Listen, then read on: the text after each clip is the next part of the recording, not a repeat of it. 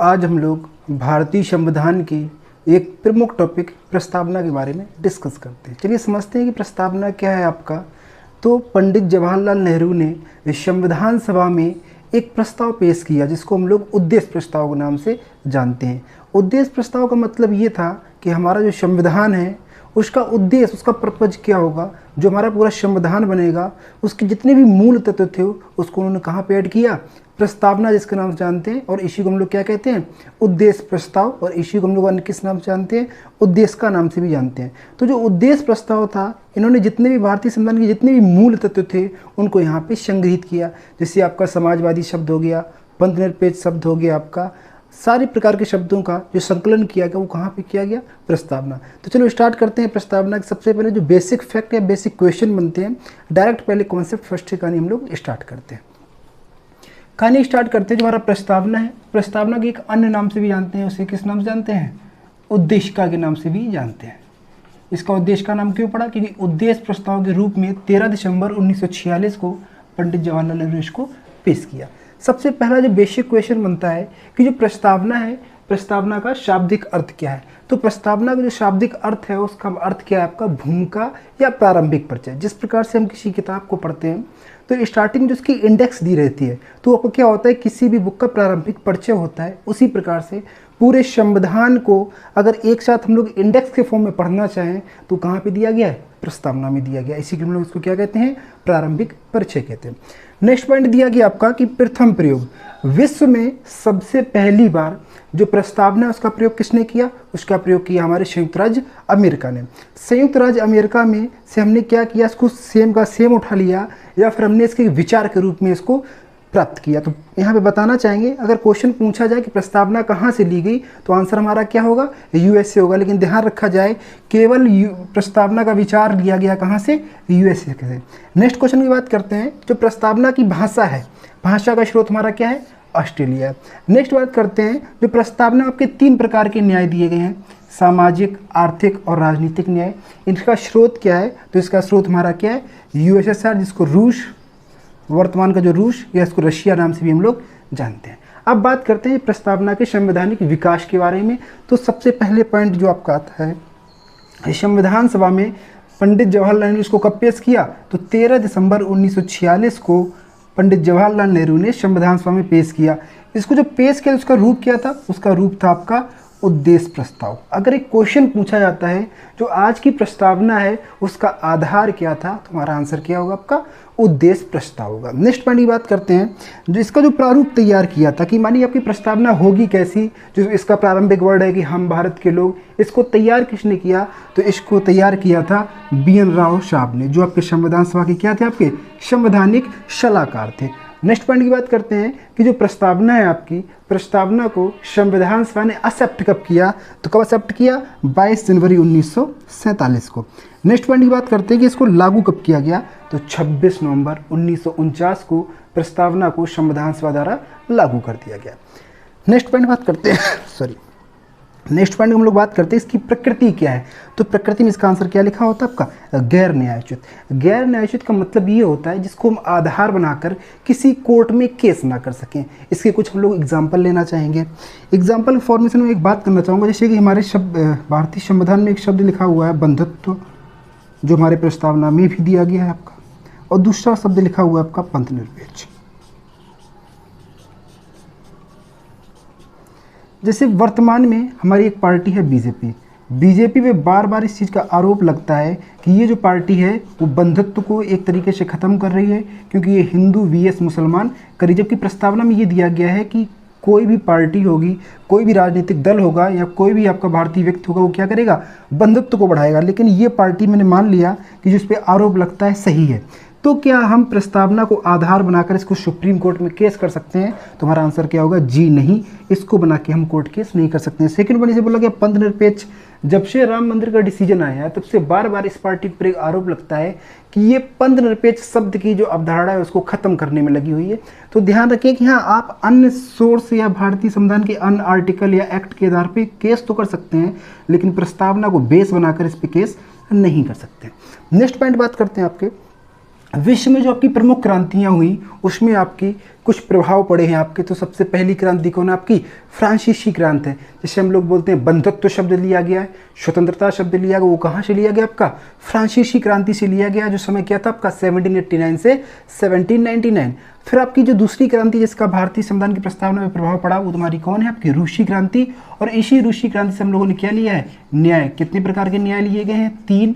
कौन कौन? सामाजिक, आर्थिक और राजनीतिक न्याय। तीसरी क्रांति है जिसका प्रभाव पड़ा वो हमारी कौन सी? आपकी अमेरिकी क्रांति, जो कब से कब तक चली? 1775 से लेके 1773 तक। अब आगे इसके नेक्स्ट कॉन्सेप्ट पर बात करते हैं, जो बोला गया प्रमुख कथन। भारतीय संविधान में या अन्य व्यक्तियों ने प्रस्तावना को अन्य अन्य नाम से पुकारा है, जो डायरेक्ट क्वेश्चन हमारे एग्जाम में पूछे जाते हैं, तो उसके बारे में डिस्कस करते हैं। सबसे पहला पॉइंट बोला गया है संविधान का परिचय पत्र। किसने कहा है इसको? एन.ए. पालकीवाला ने इसको संविधान का परिचय पत्र कहा। परिचय पत्र क्या है उसको हम लोग प्रारंभिक परिचय के रूप में यहाँ पे डिस्क्राइब कर चुके हैं। सेकेंड पॉइंट बोला गया संविधान का दर्शन।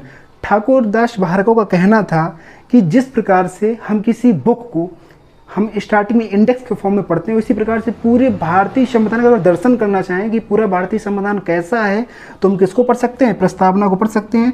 और इसीलिए इसको क्या नाम दिया गया? भारतीय संविधान का दर्शन नाम से भी इसको जाना गया। नेक्स्ट पॉइंट बोला गया संविधान सभा की जन्म कुंडली। ये नाम किसने दिया?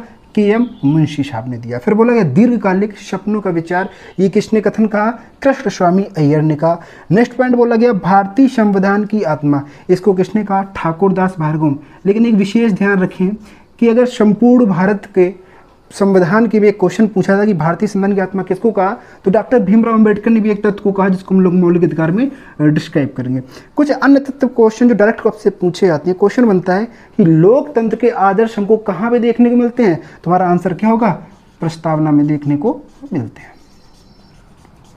नेक्स्ट पॉइंट है आपका कि संविधान निर्माताओं ने विशेष ध्यान दिया। क्वेश्चन पूछा जाता है कि संविधान निर्माताओं ने सबसे ज्यादा विशेष ध्यान कहाँ पे दिया? तुम्हारा आंसर क्या होगा? उद्देश्य प्रस्ताव या प्रस्तावना। इसका अगर आप स्क्रीनशॉट लेना चाहें तो ले सकते हैं।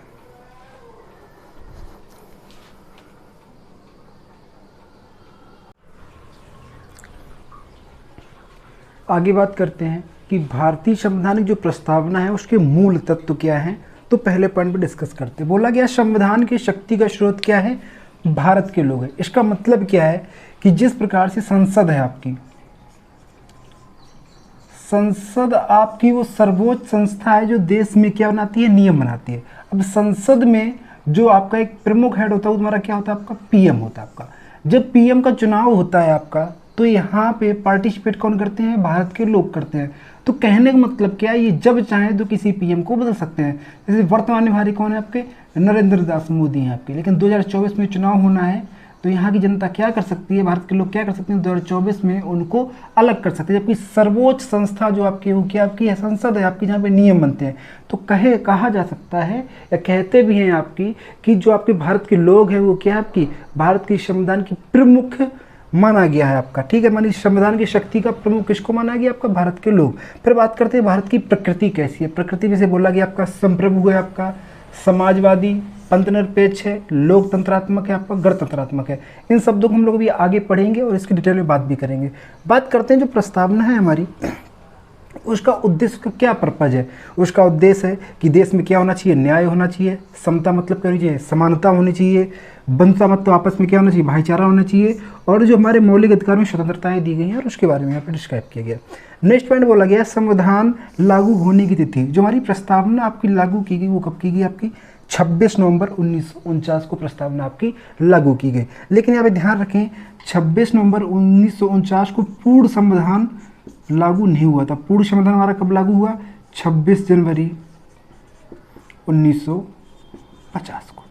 तो ये बेसिक पॉइंट थे, उस पर बात करते हैं। अब बात करते हैं, एक क्वेश्चन पूछा जाता है क्या भारतीय संविधान की प्रस्तावना में संशोधन किया जा सकता है, और किया गया है तो कितनी बार किया गया है, और संशोधन किया गया है तो क्या संशोधन किया गया है।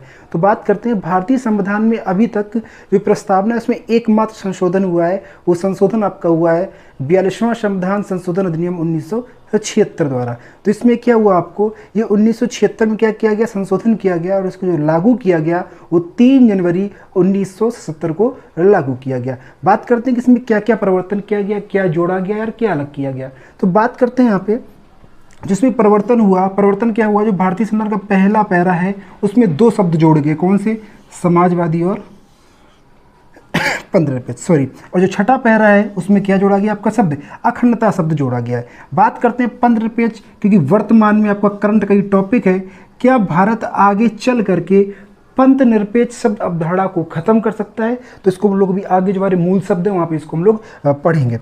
नेक्स्ट पॉइंट बात करते हैं आपकी, इसमें कुछ प्रमुख वाद हुए, आपके प्रमुख वाद क्या है, आपको प्रस्तावना के लेके सुप्रीम कोर्ट में आपको कुछ प्रमुख वाद चले, उनके डिसीजन आए, तो उन डिसीजन पर हम लोग बात करते हैं। जैसे सामान्यतः एक क्वेश्चन पूछा जाता है आपका कि क्या प्रस्तावना भारतीय संविधान का भाग है या नहीं है, तो यहाँ पे जब शुरुआत थी तो इसको नहीं माना गया भाग, लेकिन एक आपका केस हुआ केशवानंद भारतीवाद, उसमें ये तय किया गया कि प्रस्तावना तुम्हारा क्या आपका संविधान का हिस्सा है। तो समझते हैं कुल कितने वाद हुए प्रमुख, और उसके बारे में डिस्कस करते हैं।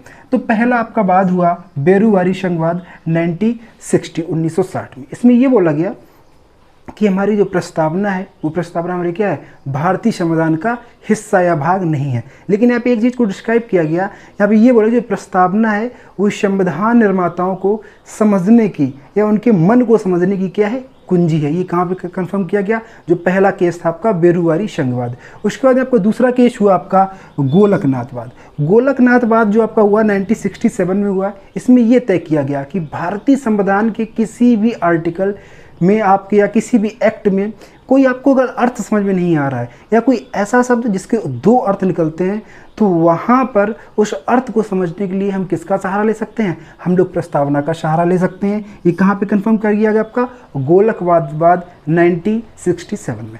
नेक्स्ट आपका वाद हुआ केशवानंद भारतीवाद, जो अब तक का सबसे इम्पोर्टेंट वाद भी है आपका, और सबसे ज़्यादा क्वेश्चन आपके यहाँ पे पुटअप होते हैं।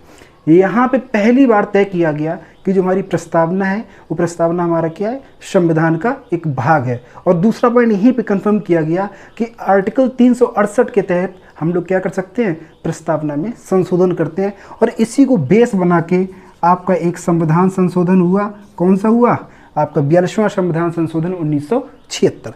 नेक्स्ट बात करते हैं आपका रघुनाथ राव संघवाद। रघुनाथ राव संघवाद में ये तय किया गया कि जो प्रस्तावना है वो प्रस्तावना शक्ति का स्रोत नहीं है। कह सकते हैं, हमने पहले एक पॉइंट पढ़ा था कि आपकी प्रस्तावना की प्रकृति कैसी होगी, तो कैसी होगी, आपकी गैर न्यायोचित होगी। तो कहने का मतलब क्या है कि प्रस्तावना को हम शक्ति बनाकर किसी कोर्ट केस में नहीं जा सकते हैं या किसी के खिलाफ केस नहीं कर सकते हैं। सेकेंड पॉइंट बोला गया संदिग्ध अर्थ समझना। इस वाद में भी इस वाद में भी इस चीज़ को कंफर्म किया गया आपका कि जहाँ पे पूरे भारतीय संविधान में कोई एक ऐसा शब्द है जिसके अर्थ हम ना समझ पाएँ या कोई एक ऐसा शब्द जिसके दो अर्थ निकलते हैं, तो वहाँ पे हम किसका सहारा लेंगे, प्रस्तावना को। समझाना चाहेंगे, जैसे भारतीय संविधान का भाग 1 है, भाग 1 में एक आर्टिकल फर्स्ट बोला गया है जो भारत राज्यों का संघ होगा। जो संघ है, संघ के दो मीनिंग होते हैं, एक आपका होता है फेडरल और एक आपका होता है यूनियन। भारत में किसको अपनाया गया, यूनियन को अपनाया गया, और आपका फेडरल कहाँ पे अपनाया गया, यूएसए संयुक्त राज्य अमेरिका में अपनाया गया। इसको हम लोग भारतीय संविधान के भाग फर्स्ट पे पढ़ेंगे। तो कहने मतलब अब यहाँ पे संघ के दो मीनिंग है, एक फेडरल और एक यूनियन है। तो यहाँ पे इस चीज़ को समझने के लिए हम किसका सहारा ले सकते हैं, हम लोग प्रस्तावना का सहारा ले सकते हैं। नेक्स्ट पॉइंट इसमें ये बोला कि विधानमंडल की शक्ति प्रतिबंध नहीं कर सकते हैं। विधानमंडल क्या, मैं बात करता हूँ, सेंट्रल गवर्नमेंट आपकी हो गई या आपकी स्टेट गवर्नमेंट हो गई। यहाँ पे आपका संसद हो गया और यहाँ पे आपका राज्य विधानमंडल हो गया आपका।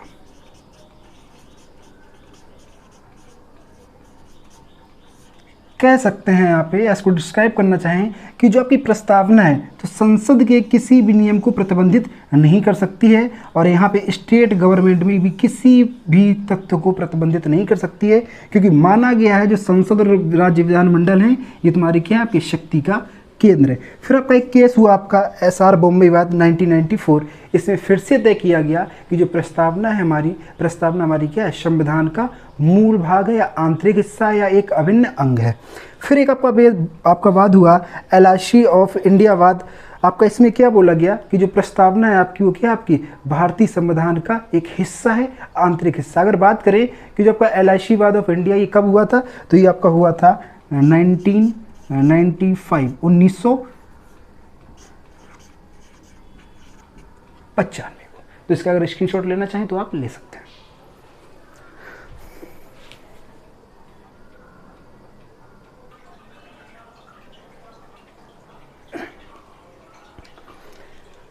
आगे नेक्स्ट पॉइंट पे बात करते हैं। जो भारतीय प्रस्तावना के प्रमुख शब्द हैं उसके बारे में हम लोग अब डिटेल करेंगे। जैसे सबसे पहला वर्ड बोला गया संपूर्ण प्रभुत्व संपन्न। संपूर्ण प्रभुत्व संपन्न का मतलब क्या है? जब कोई व्यक्ति का एग्जाम्पल लेके यहाँ पे समझाते हैं, जैसे हम लोग हैं, हमारे घर के चाहे आंतरिक निर्णय कोई लेने हो या बाहरी निर्णय लेने हो, घर के अंदर क्या होना है, कैसे होना, खुद हम लोग तय करते हैं, क्योंकि हम लोग उसमें क्या होते हैं, सक्षम होते हैं।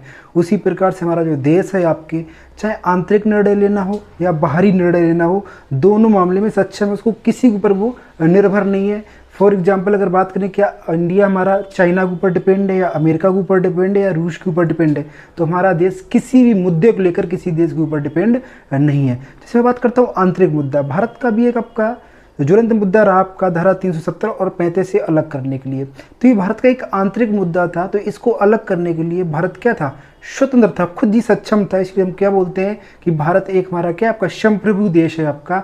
कोई भी आंतरिक निर्णय लेने के लिए उसे किसी देश की आवश्यकता सहायता की नहीं है। तो यहाँ पे जैसे बात करते हैं आपके आंतरिक मुद्दों में, दो एग्जाम्पल लेते हैं। जैसे मैं बात करता हूँ धारा 370 हो गया, 35 हो गया, इनको अलग करने के लिए भारत सरकार को किसी की आवश्यकता नहीं पड़ी। आंतरिक मामले का आपका मुद्दा आपका आता है आर्थिक मामला। क्या आर्थिक मामले के लिए भारत किसी देश पर डिपेंड है? तो नहीं है, क्योंकि हमारा मतलब क्या है, संपूर्ण प्रभुत्व संपन्न। For example reverse repo rate, SRR, मानिए कुछ आपके इकोनॉमिक टर्म है, ये इनको कम करना है, ज़्यादा करना है, या महंगाई को कैसे कंट्रोल करना है, इन्फ्लेशन अगर आपका बढ़ रहा है तो उसको कैसे कंट्रोल करना है, तो भारत क्या है, खुद ही सक्षम है। तो कोई भी आंतरिक मामला हमारा हो उसको हम खुद सॉल्व कर सकते हैं। ये किसका उदाहरण है, हमारा संपूर्ण प्रभुत्व संपन्न। बाह्य मामले की बात करते हैं। फॉर एग्जाम्पल कल इंडिया VS पाक कोई एक लड़ाई छिड़ जाए, तो क्या भारत इंतजार करेगा कि ये देश हमको परमिशन दे तब हम फाइट करें? तो आंसर क्या होगा, जी नहीं, क्योंकि हम लोग किस में आपके आते हैं, संपूर्ण प्रभुत्व संपन्न देश में आते हैं। दूसरा एग्जांपल लेते हैं, किस देश को शत्रु राष्ट्र घोषित करना है और किस देश को मित्र राष्ट्र घोषित करना है, किसके साथ हमारे अच्छे संबंध होने चाहिए, किसके साथ हमारे संबंध अच्छे नहीं होने चाहिए, तय कौन करता है, भारत खुद तय करता है। ये किसी के दबाव में आकर कोई काम नहीं करता है। हम लोग क्या है, एक संपूर्ण प्रभुत्व संपन्न देश है। लेकिन एक विवाद छिड़ता है यहाँ पे, एक मुद्दा है आपका 1949 का। जब भारत ने राष्ट्रमंडल सदस्यता ग्रहण की थी, उस समय भारत ने किसको प्रमुख माना था, ब्रिटेन को प्रमुख माना था। ये एक आपका अध्ययन का विषय है, जिसको एक हम लोग अलग टॉपिक बनाकर इसके बारे में डिस्क्राइब करेंगे कि ब्रिटेन को प्रमुख क्यों माना और आज भी क्या हम लोग ब्रिटेन के अधीन है। तो इससे संबंधित आपका एक हमारा अलग ही आपका क्या टॉपिक क्रिएट करेंगे। बात करते हैं नेक्स्ट पॉइंट, समाजवादी। समाजवाद क्या होता है, भारत में किस समाजवाद को अपनाया गया है। सबसे पहले इसकी बेसिक टर्म की बात कर लेते हैं, फिर समझाते हैं कि समाजवाद आपका क्या होता है। पहला क्वेश्चन बनता है कि सॉरी, भारत में किस प्रकार का समाजवाद है, फैबियन समाजवाद है, और कौन सा समाजवाद है आपका, लोकतांत्रिक समाजवाद है, और तीसरा कौन सा समाजवाद है आपका, गांधीवादी। इन तीन टर्म के साथ में भारत में समाजवाद चलता है। जैसे गांधीवादी समाजवाद किसको कहा जाता है, जहां पे मार्क्सवाद प्लस गांधीवादी जो विचारधाराएं आपकी हैं उसको हम लोग क्या कहते हैं, गांधीवादी समाजवाद कहते हैं। बात करते क्या समाजवाद शब्द भारतीय संविधान की मूल प्रस्तावना में था, तो आंसर हमारा क्या होगा, नहीं, क्योंकि कब इसको ऐड किया गया, 42वें संविधान संशोधन द्वारा इसको ऐड किया गया, पैरा फर्स्ट में। ठीक है, अब बात करते हैं समाजवादी योजनाएं जो भी हैं आपकी, उसकी रिपोर्ट कौन जारी करता है, तो कौन जारी करता है, नीति आयोग रिपोर्ट जारी करता है। अब समझाते हैं आपको कि समाजवाद या समाजवादी का मतलब क्या होता है। समाजवाद एक आपकी अवधारणा है और उसके मानने वाले लोगों को हम लोग क्या कहते हैं, समाजवादी कहते हैं। जो भारतीय संविधान है, भारतीय संविधान ने किसको अपनाया है, समाजवाद को, इसीलिए हम लोग क्या कहते हैं, उसको समाजवादी कहते हैं। समाजवाद का मतलब क्या होता है, उत्तर प्रदेश में एक पार्टी है आपकी समाजवादी पार्टी, उसका एक स्लोगन है रोटी कपड़ा और मकान। उसको बेस बना के इन चीज़ों को हम लोग समझते हैं। किसी भी व्यक्ति की एक आवश्यक और मूलभूत आवश्यकताओं को पूरा करना के लिए सरकार क्या करती है, सरकार दो नीतियां अपनाती है। जरा उसको हम लोग डिटेल करते हैं यहाँ पे। जैसे बात करते हैं कि 95% भारत का पैसा कितने लोगों के पास में है, 5% लोगों के पास में, और 5% पैसा किसके पास में है, 95% लोगों के पास में। जो बीच में एक बहुत बड़ा डिफरेंस, सरकार क्या करती है, ये जो 95% लोग, सॉरी ये 95% जो पैसा 5% लोगों के पास में है, इनसे ये क्या वसूल करती है, टैक्स। और इनके वसूल वसूले हुए टैक्स को किनको प्रोवाइड करती है? ये जो 5% पैसा मानी जो 95% लोग हैं उनके लिए सुविधाएं क्रिएट करती है। फॉर एग्जांपल आपके फ्री में क्या है आपका मेडिकल हेल्प हो गया आपका। दूसरा जैसे आपका वर्तमान में एक राशन की प्रक्रिया भी चल रही है, फ्री राशन चल रहा है आपका भारत में आपका। तो ये किसका उदाहरण है आपका? एक समाजवाद का उदाहरण है आपका। अगर समाजवाद की हकीकत अवधारणा आपको देखनी है तो आज भी हमारे ग्रामीण समाज में ये अवधारणाएं जिंदा हैं। आज भी हमारे ग्रामीण समाज में क्या होता है, एक छोटे तबके के लोग या जो बहुत ही जिनकी स्थितियाँ गंभीर होती हैं, तो गाँव के वो लोग जिनकी स्थितियाँ ठीक होती हैं तो उनको अपनी आवश्यकता और इच्छा अनुसार उनको चीज़ें प्रोवाइड कराती है। ये क्या है आपका? एक समाजवाद है आपका। नेक्स्ट पॉइंट बात करना चाहूँगा पंथ निरपेक्ष। आज का सबसे ज्वलंत मुद्दा है आपका, फायर टॉपिक रहता है, क्या भारत आपका पंथ निरपेक्ष देश है या नहीं है? तो भारतीय संविधान में जो लिखा है तुम्हारा क्या है आपका? भारत एक आपका पंथ निरपेक्ष देश है। लेकिन जब से आपका एक मुद्दा आया है राम मंदिर का, तब से एक ये बार बार आरोप लगता है, जो हमारी वर्तमान पार्टी बीजेपी है उस पर ये अलग आरोप लग रहा है कि बीजेपी आगे चलकर पंथ निरपेक्ष शब्द या धर्म निरपेक्ष शब्द को अलग कर दी। तो बताना चाहूँगा कभी भी कोई पार्टी ऐसा नहीं कर सकती, क्योंकि भारतीय संविधान का जो मूल भाग है, मूल भाग में लिखा हुआ है कि भारत एक कैसा है आपका धर्मनिरपेक्ष राष्ट्र है आपका। बात करते हैं कि पंथ निरपेक्ष से संबंधित जो हमारे क्वेश्चन होते हैं उनके बारे में जरा हम लोग यहाँ पे डिस्क्राइब करते हैं। सबसे पहला क्वेश्चन आपका ये बोला गया कि पंथ निरपेक्ष शब्द जो है आपका, पंथ निरपेक्ष और धर्मनिरपेक्ष के यहाँ पे एक समान अर्थ होते हैं। एक आपका इंग्लिश शब्द है सेकुलरिज्म। सेकुलरिज्म के दो अर्थ होते हैं, एक आपका होता है पंथ निरपेक्ष और एक आपका क्या होता है आपका धर्मनिरपेक्ष। इसके लिए एक हम सेपरेट वीडियो बनाएंगे, लेकिन जो इससे प्रस्तावना से संबंधित जो क्वेश्चन बनते हैं पहले उसको डिस्क्राइब कर लेते हैं। सबसे पहली चीज़ ये आपका 42वें संविधान संशोधन 1976 इसको क्या किया गया? जोड़ा गया। और यहाँ पे ये बोला गया है कि हमारा जो देश है इसका कोई राष्ट्रीय या राजकीय धर्म तो नहीं है, लेकिन हाँ कोई व्यक्ति अगर किसी धर्म को अपनाना चाहे तो उस पर हम प्रतिबंध भी नहीं लगाते हैं। बोला गया है धार्मिक आधार पर भेदभाव नहीं। हमारा जो देश है, हमारे देश में किसी व्यक्ति को इस आधार पर भेदभाव नहीं किया जाएगा कि तुम मुसलमान हो, तुम हिंदू हो या ये हो। लेकिन हाँ कुछ आपके पॉजिटिव डिस्क्रिमिनेशन है जिसके आधार पर आपको रिजर्वेशन दिया गया। जैसे फॉर एग्जांपल अल्पसंख्यक, अल्पसंख्यक वो समुदाय जो भारत में बहुत ही कम है, तो उनके लिए क्या है कुछ विशेष प्रावधान है, वो एक अलग विषय है आपका। नेक्स्ट बात करते हैं उससे संबंधित अनुच्छेद। तो तुम्हारे कौन से अनुच्छेद में? 25, 26, 27 और 28।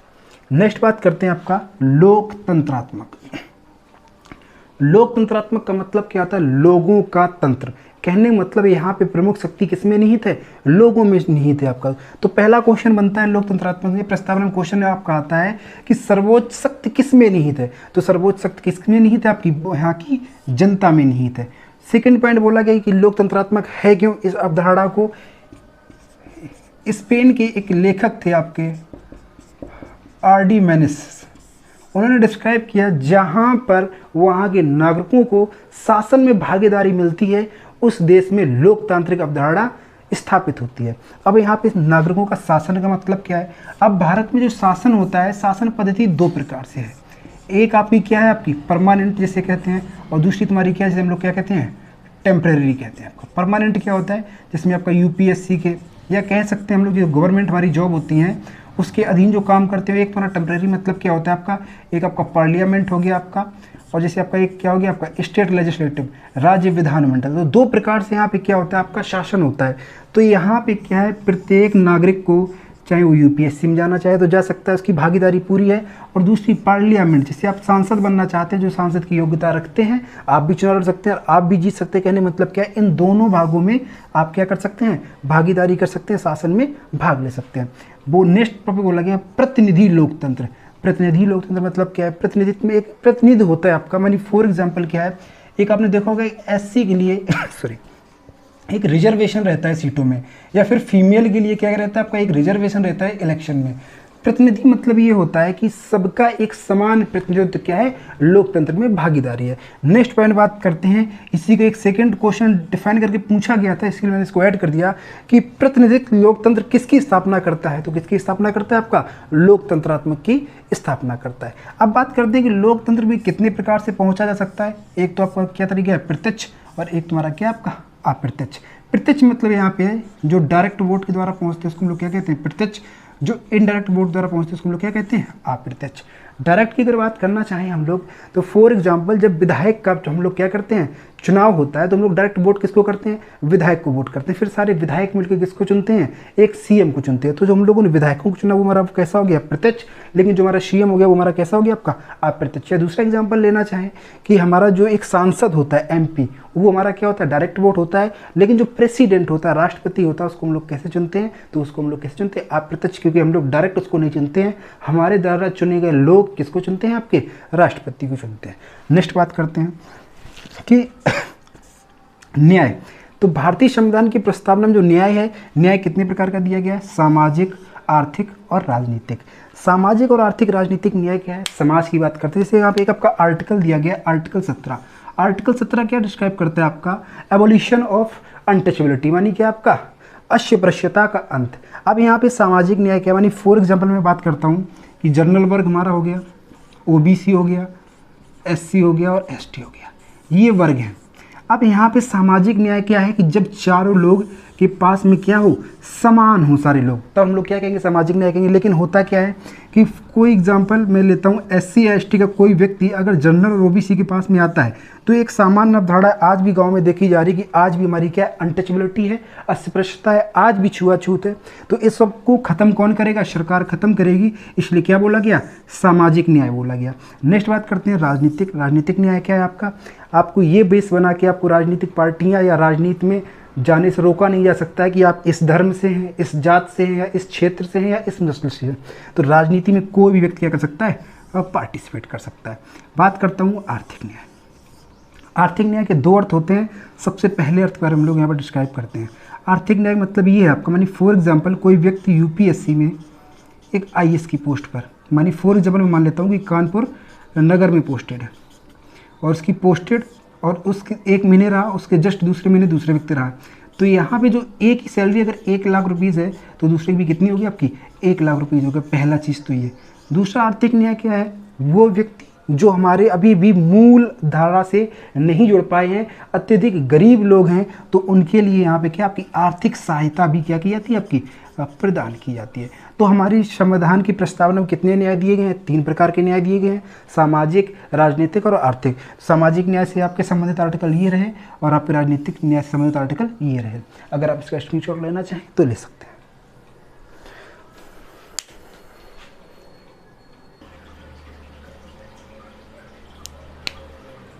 नेक्स्ट पॉइंट बात करते हैं गणराज्य। वैसे गणराज्य के 2 अर्थ होते हैं। एक हम लोग पढ़ेंगे जब भारतीय संविधान का भाग फर्स्ट पढ़ेंगे, भारत और उसका संघ राज्य क्षेत्र, और दूसरा हम लोग इस सेंस में जरा बात करते हैं। जो हमारे सामान्यतः गणराज्य से क्वेश्चन पूछे जाते हैं कि गणराज्य का शाब्दिक अर्थ क्या होता है, तो बता दें यहाँ पे राज्य प्रमुख जो चुनाव होता है वो क्या होता है, आपका चुनाव के द्वारा चुना जाता है। जो राज्य प्रमुख होता है चुनाव द्वारा चुना जाता है, उसकी कोई प्रक्रिया वंशानुगत नहीं होती। जैसे राजा होते हैं आपके, तो जो राजा का चुनाव होता है, तो राजा का क्या होता है चुनाव, ये आपका वंशानुगत होता है कि राजा का बेटा राजा बनेगा आपका। लेकिन ध्यान रखें जो गणराज्य होता है वहाँ पर राज्य प्रमुख का जो चुनाव होता है वो कैसे आपका होता है, आपका जनता द्वारा प्रत्यक्ष या अप्रत्यक्ष द्वारा चुना जाता है आपका, ठीक है। और यहाँ जैसे बोला गया प्रत्यक्ष या अप्रत्यक्ष चुनाव द्वारा निश्चित समय पे। और ये दूसरा पॉइंट यहाँ पे ये होता है आपका कि जो चुनाव होगा, तुमने देखा होगा कि सबकी समय सीमा निश्चित होती है, 5 साल या 6 साल बाद उसका क्या होता है, आपका चुनाव होता है। जबकि यहाँ पे जो होता है जब राज्य प्रमुख होता है, कहने का मतलब जहाँ पे वंशानुगत चीज़ें होती हैं वहाँ पे क्या होता है, कोई निश्चित समय सीमा नहीं होती है जब तक कि उसका उत्तराधिकार ना मिल जाए 20 साल या 25 साल बाद। जबकि जब गणराज्य होता है वहाँ पे कन्फर्म होता है कि चुनाव की एक डेट कन्फर्म होती है। जैसे एग्जाम्पल लेना चाहेंगे, आपके वर्तमान में जो प्रेसिडेंट हैं आपके रामनाथ कोविंद जी का कार्यकाल कब खत्म हो रहा है आपका, जब खत्म होगा उसी दिन आपको 25 जुलाई को क्या होगा, आपके दूसरे नए आपके तुम्हारे क्या हो जाएगी, आपके राष्ट्रपति का चुनाव हो जाएगा। थर्ड पॉइंट की बात करते हैं कि सारी शक्ति राजा में केंद्रित नहीं होती है। जब राज प्रमुख शासन होता है, जहाँ पे राजा का शासन होता है, वहाँ पे क्या होता है, आपकी जो सारी शक्ति होती है किस में निहित होती है, राजा में निहित होती है। फॉर एग्जाम्पल एक आपकी मूवी आई थी जिसमें कटप्पा रोल करता है आपका, उसमें क्या बोलती है वाजपेयी शासन में कि मेरा वचन ही मेरा शासन है। जबकि गणराज्य में क्या होता है, वहाँ के संविधान द्वारा जो नियम बनाए जाते हैं उनको अप्लाई करना होता है। नेक्स्ट पॉइंट बोला कि सार्वजनिक कार्यालय प्रत्येक नागरिक के लिए बिना भेदभाव। कहने का मतलब क्या, कोई भी आपका गवर्नमेंटल ऑफिस हो प्रत्येक नागरिक के लिए खुला हुआ है आपका और बिना भेदभाव। यहाँ पे भेदभाव ये नहीं किया जाएगा कि तुम इस जात से हो, इस धर्म से हो, या इस क्षेत्र से हो, या इस लिंग से हो, तो इसके आधार पर कोई भी भेदभाव नहीं किया जाएगा। तो आप समझ सके होंगे कि गणराज्य का मतलब क्या होता है। नेक्स्ट बात करते हैं स्वतंत्रता। सबसे इंपॉर्टेंट पॉइंट, जब हम लोग मौलिक अधिकार पढ़ेंगे तो मौलिक अधिकार में आपका आर्टिकल आता है आर्टिकल 19। आर्टिकल 19 में आपकी क्या दी गई है, स्वतंत्रताएं दी गई हैं, उसको वहाँ पे पढ़ेंगे भाग 3 में। लेकिन यहाँ पे स्वतंत्रताएं दी गई है और उसकी बात करते हैं। स्वतंत्रता हमारी किसकी है, विचार की। तुम अपने विचार को प्रकट कर सकते हो, तुम्हारे मन में आ रहा है कि नहीं जो नई सरकार बनेगी हम किसको चुनेंगे, आपको चुनेंगे या बीजेपी को चुनेंगे या कांग्रेस को चुनेंगे, आप अपने विचार को प्रदर्शित कर सकते हैं। या आपके विचार में, जैसे आपका वर्तमान मुद्दा चल रहा है TOD, टूर ऑफ ड्यूटी, इसके साथ में जो आपका परिवर्तन किया गया ये सही है या गलत, तो अपने विचार आप प्रस्तुत कर सकते हैं। यहाँ पे क्या बोला गया, विचार की क्षमता। बात करते हैं अभिव्यक्ति, राइट टू एक्सप्रेशन, ये भी आपका मौलिक अधिकार में दिया गया है। तो अभिव्यक्ति का आज़ादी मतलब क्या है, अभी आपका TOD वाला मुद्दा चल रहा है, तो जो आपका TOD वाला मुद्दा चल रहा है इसको लेकर क्या है, आपके जो भी आपके स्टूडेंट वर्ग है, आपका जो भी आपके कंपटीशन की तैयारी कर रहा है वो वर्ग क्या कर रहा है, एक तरीके से आपका आंदोलन में हिस्सेदारी कर रहा है आपका। तो आंदोलन में भागीदारी करना तुम्हारा किसकी आज़ादी है, आपकी अभिव्यक्ति का आज़ादी है। एक अभिव्यक्ति की आज़ादी और होती है, जैसे भी आपका एक मुद्दा चला आपका किसान आंदोलन। किसान आंदोलन में किसानों ने अपनी अभिव्यक्ति की आज़ादी का प्रयोग करके क्या किया, एक अनशन शुरू कर दिया और उसके बाद में उनकी जीत भी हुई। अब दूसरा मैं बात करता हूँ एक सामान्य जो घरेलू रूप से प्रयोग किया जाता है आपका अभिव्यक्ति का आज़ादी। अगर आप गुस्सा हो जाते हैं तो तुम एकांतवास में चले जाते हो, कहने का मतलब कुछ समय के लिए, कुछ घंटों के लिए या कुछ दिन के लिए बिल्कुल अकेले में रहना चाहते हो, ये तुम्हारी क्या एक अपनी अभिव्यक्ति की आज़ादी है। काला झंडा लेके तुम किसी का विरोध कर रहे हो, ये भी तुम्हारी किसकी आज़ादी है, आपकी अभिव्यक्ति की ही आपकी आज़ादी है। नेक्स्ट पॉइंट करते हैं विश्वास। विश्वास क्या है, इसकी भी आपकी आज़ादी है। फॉर एग्जाम्पल, इससे पहले आप पॉलिटी किसी से भी पढ़ रहे हो, मैंने ए नाम व्यक्ति से आप पॉलिटी अभी तक पढ़ रहे थे, लेकिन अब आप हमसे पढ़ने लगे, मानिए आपका जो चैनल है सक्सेस डिजायर विद वेब में पढ़ने लगे, तो इसमें आपने अपनी विश्वास जगाई, आपका विश्वास कि मैं इससे पढ़ना है, तो आप स्वतंत्र हैं, आप अपना विश्वास किसी के ऊपर स्थापित कर सकते हैं। फॉर एग्जाम्पल, दूसरा एग्जाम्पल लेते हैं, जैसे हिंदू धर्म में आपके 2 देवताओं की मैं बात करता हूँ, आपके शिव हो गए और एक आपके कृष्ण, लॉर्ड कृष्ण हो गए आपके। अभी तक आपको शिव में विश्वास था, आप तुम्हारी कृष्ण में विश्वास कर सकते हैं, ये आपकी आज़ादी है। बात करते हैं धर्म की स्वतंत्रता भी दी गई है आपकी। धर्म की स्वतंत्रता कहने मतलब क्या है आपका, अभी तक आप क्या कर रहे थे, मानी फॉर एग्जाम्पल अभी तक आप हिंदू थे, आपको लगता नहीं कि हिंदू से हम लोग मुस्लिम में कन्वर्ट हो जाएं, या आपको लगता है कि मुस्लिम व्यक्ति किस में कन्वर्ट हो जाए, हिंदू में, तो आप स्वतंत्र हैं कोई भी धर्म को अपनाने में। नेक्स्ट पॉइंट बात करते हो उपासना। उपासना क्या होती है, जैसे एक सामान्य अर्थ बात कर लेते हैं पूजा के साथ में। उपासना की आपको स्वतंत्रता है, जैसे फॉर एग्जाम्पल मैंने जस्ट एग्जाम्पल आपको दिया कि लॉर्ड शिव और कृष्ण, आप किसी के भी उपासक बन सकते हैं। उपासक को अगर एक तरीके से बताना चाहें तो जैसे हम फॉलोवर्स से हम लोग यहाँ पे क्या कर सकते हैं, इसको कनेक्टिविटी मैच कर सकते हैं। जैसे फॉर एग्जांपल अभी तक आप सचिन तेंदुलकर के क्या थे, फॉलोवर थे, आप तुम किसके हो गए, विराट कोहली के हो गए। उसी प्रकार से क्या है, तुम किसी की उपासना कर सकते हो, किसी की भी कर सकते हो आप। नेक्स्ट मैं बात करता हूँ क्षमता। क्षमता का अर्थ होता है समानता, इक्वलिटी।